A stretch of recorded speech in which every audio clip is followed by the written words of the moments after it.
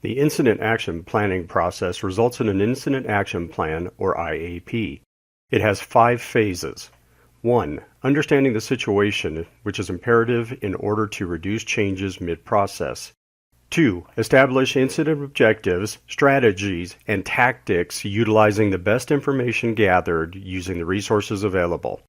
3. The plan. In this case, the IAP must be developed utilizing the appropriate forms. 4. Getting the IAP into the hands of the supervisors is imperative so that everyone is on the same page doing the job assigned to them. And 5. Continuously evaluating and, if necessary, updating and revising the plan is a part of the process. An effective IAP provides clear direction. It contains the tactics, resources, and support needed to accomplish the incident objectives. The various steps in the process, executed in sequence, help ensure a comprehensive IAP. The All Hazards Planning Cycle consists of the detailed steps necessary to guide the team through the 5 phases of the planning process to develop, disseminate, implement, and adjust an IAP based on the incident objectives. The All Hazards Planning Cycle provides a systematic, standardized, and effective approach to organizing an operational cycle. It prescribes the order in which the meetings or briefings occur, prescribes when and which ICS forms should be used, assists in bringing order to chaotic situations by establishing expectations for each team member and providing a list of their duties and responsibilities during the process. The Planning P consists of 2 parts. The first part is completed only once during each incident or event and is represented by the STEM portion of the Planning P. The second part of the planning cycle is the circular part of the P. It is completed once each operational period, and it produces a completed IAP. The IAP contains incident objectives in the ICS-202, clear, concise statements of the objectives for managing the response, the operational period, command emphasis, which is technical priorities, a sequence of events or order of events to address. Examples could be beware of cross-lane contamination or secondary ingresses, etc. And priorities, isolate, secure, eradicate, test, work assignments, and finally safety concerns, and any additional support needed for that operational period. Common lengths of operational periods are daylight to dusk, often used if only working daylight hours. This is a risk versus reward or safety concerns like a recovery mission type situation. 2 12-hour operational periods, 1 during the day, 1 at night. So for continuous operations in a dynamic incident with life safety issues, cyber events, and critical infrastructure. Often those are 0600 to 1800 hours and 1800 hours to 0600 hours. 4-hour, 6-hour, and 8-hour operational periods are designed for hazardous materials incidents. 24-hour operational periods are for relatively stable situations or conditions. To determine your operational period, narrow it down by asking yourself the following. Can you implement actions, observe and evaluate the overall progress, and determine the necessary course adjustments during this time period? If your answer is yes, then this is your operational period. Stem of the Planning P. All of the incoming responders immediately begin to gather information about the incident as they are notified, respond, and arrive at the incident. Sometimes they obtain critical information that is important to other members of the team. This information is then shared at the initial strategy meeting. The stem of the planning cycle represents the team's entry to the incident or event. It begins with the incident or the threat. A key component while navigating the stem of the planning cycle is the gathering of information and the sharing of information of the team's command and general staff at the initial strategy meeting. The incident, event, or threat. All incidents start as a local response and usually occur without warning. Some events may have months of lead time during which training, practice, drills, planning, and rehearsals may be conducted. Notification. The responders are notified and dispatched to the incident. Responders begin to gather information without disrupting the initial response IC or other personnel. Initial response and assessment upon arrival. Responders should conduct an individual size-up to develop their own situational awareness. Initial response and assessment. The period of initial response and assessment occurs in all incidents. Short-term responses, which are small in scope and/or duration, i.e. few resources working during one operational period, can often be coordinated using only an incident briefing form, the ICS-201. The ICS-201 or incident briefing is delivered by the initial response incident commander or unified command using an ICS-201 form.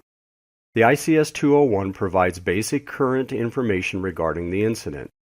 It includes a map or sketch of the area of responsibility, could be of a network segment or a campus map showing the various buildings.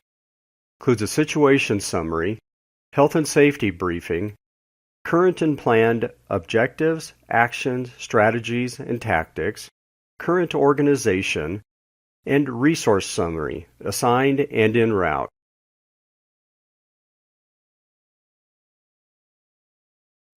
The initial UC meeting, if Unified Command, provides the ICs working in Unified Command an opportunity to discuss and concur on important issues affecting Unified Command. The meeting should be brief and document all important decisions and directions. Prior to the meeting, the IC should have an opportunity to review and prepare to address the meeting points and agenda items. The initial UC meeting should occur as soon as feasible after Unified Command is selected and prior to setting up initial Unified Command objectives, and may be facilitated by a member of the Unified Command or the Planning Section Chief. At the meeting, Unified Commanders must negotiate who will participate in the Unified Command, come to consensus on their agency's or jurisdiction's priorities, resolve any agency or mission conflicts, determine the lead spokesperson for the Unified Command, negotiate and agree on the following key decisions: areas of responsibility and boundaries, name of the incident, overall response organization, location of the Incident Command Post or ICP, facilities, and support needed. Also need to determine who will be the Operations Section Chief and determine Command and General Staff composition. So who attends? Obviously, Incident Commanders are Unified Command members and selects Command and General Staff and the Document Unit Leader. Participation by the Operations Section Chief is advantageous in situations where an issue or issues needs or need clarification, or a particular expertise is needed. IC or UC develop or update objectives meetings. Set priorities and objectives. The main priorities are preserve the safety of human life, stabilize the situation to prevent the event from worsening, use all necessary containment and removal tactics in a coordinated manner to ensure a timely, effective response that minimizes adverse impacts to the environment. Remember, you need to address all three of these priorities concurrently. The Command and General Staff meeting is optional. At the meeting, the IC or UC shares the priorities, the objectives, the strategies, meeting schedule, and each team member shares their information. Each team member is encouraged to speak freely and frankly to bring up gripes or concerns so they can be addressed and resolved.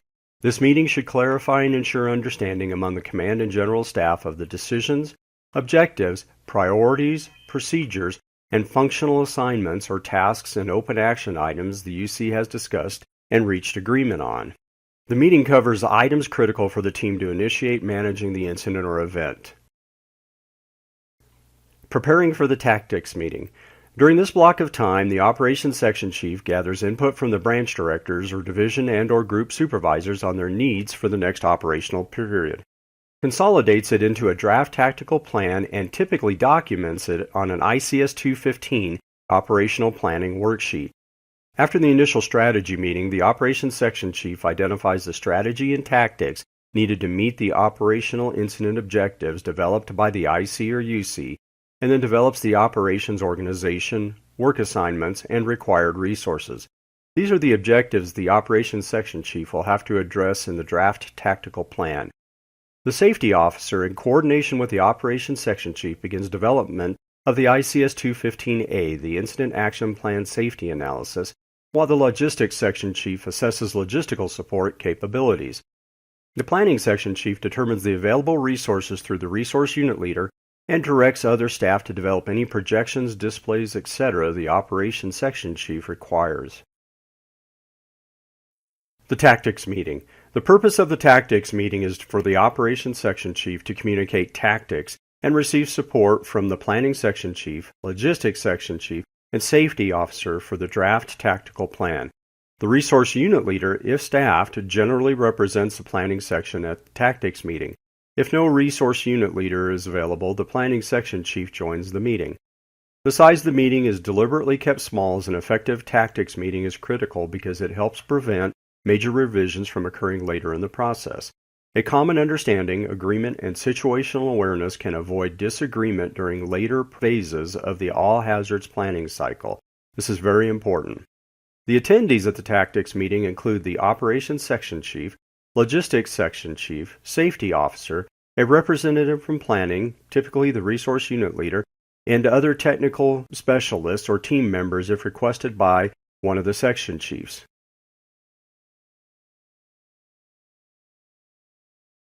Preparing for the planning meeting. This is a block of time, not a meeting or briefing. During this time frame, between the tactic meeting and the planning meeting, the Operations Section Chief must finalize the ICS-201 Operational Planning Worksheet and deliver it to the Planning Section Chief in sufficient time for the Planning Section Chief to prepare a display version for the planning meeting. The Operations Section Chief must also coordinate and work with other team members involved in or affected by the plan. The Safety Officer must complete the ICS-201, the Incident Action Plan Safety Analysis, and deliver to the Planning Section in sufficient time for the Planning Section Chief to prepare a display version for the planning meeting. The Planning Section Chief ensures that the material, intelligence, resources, and displays that will be used or discussed in the planning meeting are prepared, displayed, and ready for presentation during this meeting. These preparations must include posting the ground rules, agenda, incident objectives, updated map, ICS-201, and the ICS-201A along with any other visuals requested by the Operations Section Chief. The IC or UC and command staff and general staff members should exchange information about the proposed plan to ensure that all members are able to support the plan when presented at the planning meeting. All conflicts should be resolved or mitigated prior to the actual planning meeting. The planning meeting provides the opportunity for the command and general staff to review and validate their ability to support the draft tactical plan as proposed by the Operations Section Chief. Other agency officials and assisting or cooperating agencies and organizations also have the opportunity to hear the tactical work assignments, the hazard mitigations, and the support solutions. All operational objectives must be addressed by the proposed work assignments or organization.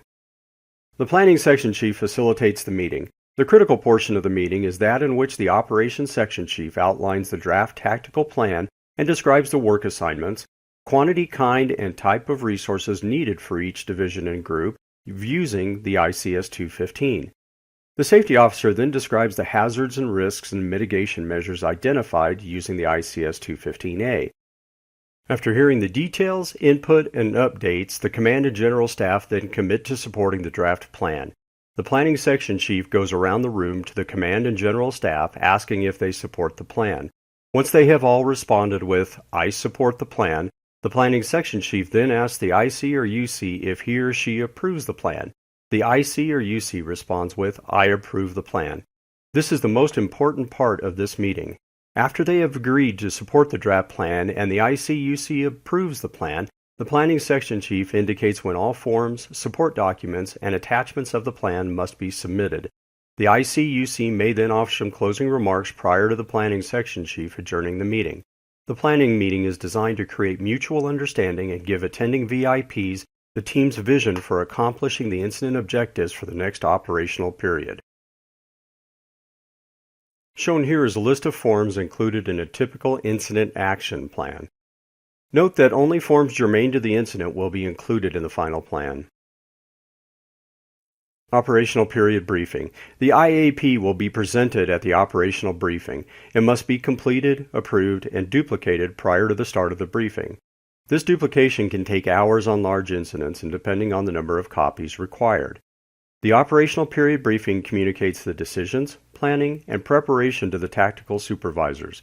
The briefing must be completed and efficient so that the responders feel they are executing a logical, safe, and well thought out plan. A common practice after the operational period briefing is to hold a short breakout session for each division or group on the incident. This allows that division or group supervisor to review work assignments, safety concerns, etc., with their respective subordinate supervisors. The briefing highlights all important components of the IAP and should be focused, relevant, and directed towards the operations personnel who will be implementing the IAP. Generally, this briefing occurs 1 hour prior to the start of the operational period.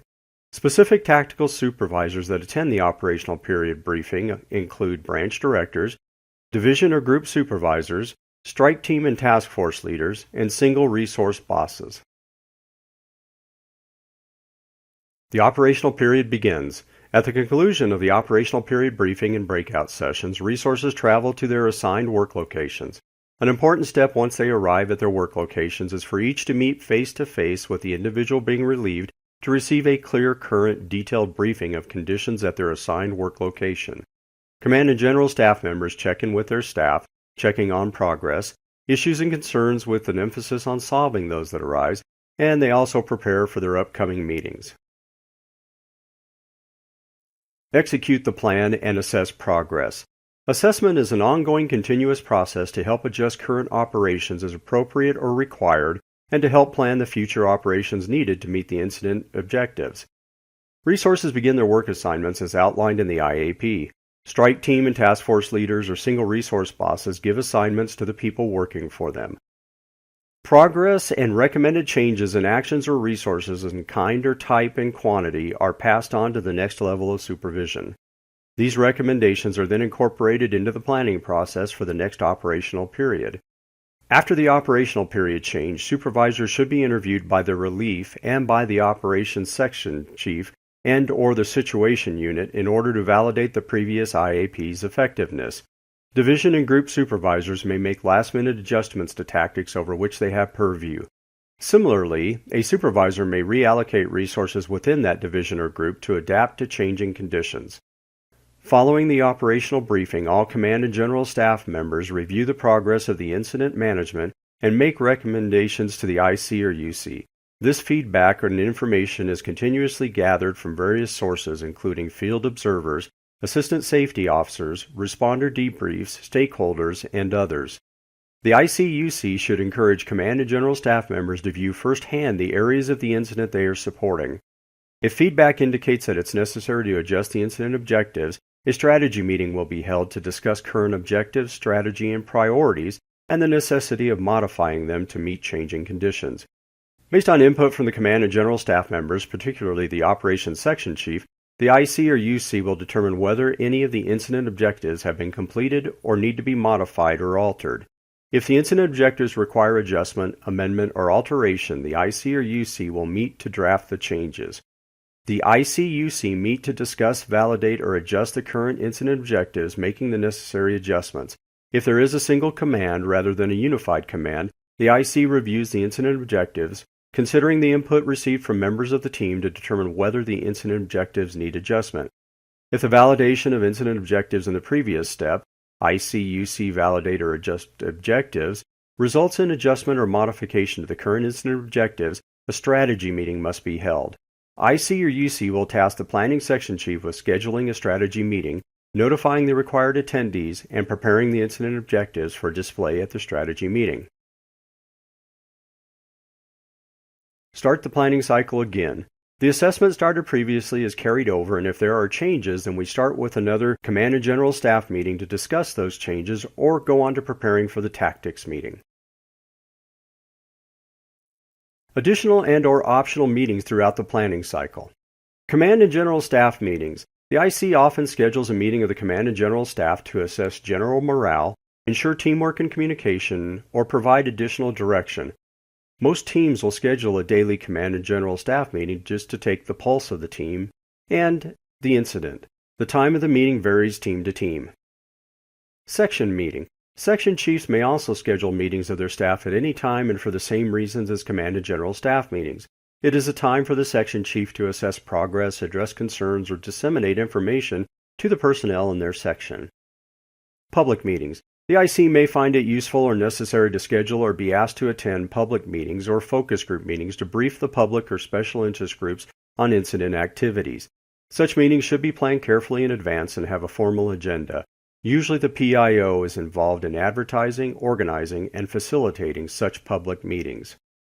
Stakeholders meeting. This meeting is held to provide specific information to the stakeholders involved or impacted by the incident and to address and satisfy their concerns. The level of stakeholder concerns, type of concerns, and their perceived solutions will determine who is the most appropriate person from the team to conduct the meeting, the IC/UC, and/or the liaison officer. Transition meeting. A transition meeting is a tool whereby one team transfers the management of the incident to another team. Transition meetings are a good way to ensure that all information is shared between members of incoming and departing teams. A transition plan is the briefing tool used for these meetings. Team closeout. The team may want to hold a team closeout meeting with the agency administrator for whom the team worked. This would be a time for the team to present to the agency administrator their observations of the team's priorities, accomplishments, and challenges. The team should also look for input from the agency administrator as to their thoughts on the team's performance at the incident. Team debriefing. The team may hold a debriefing of the team's performance at the incident. This is a meeting for team members only. It is a time to discuss lessons learned, performance issues, changes in team practices, and any other issues that may arise. It should be an open and frank discussion among members, sections, and units. The intent of this debriefing is to improve team performance in the future. To download example PDFs of an ICS-201 and an Incident Action Plan, scan the corresponding QR code with your cell phone camera. Thank you.